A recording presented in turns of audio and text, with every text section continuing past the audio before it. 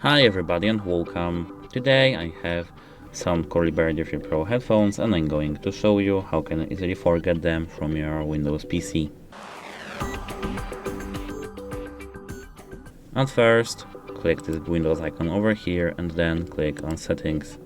Here you have to click on Devices and now search them in your audio devices or other devices.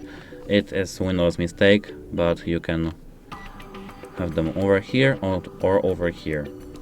As you can see, I have them in audio, so we have to click on them and here remove device.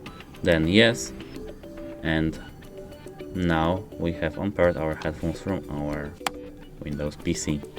That's it, hope it helps you. Goodbye!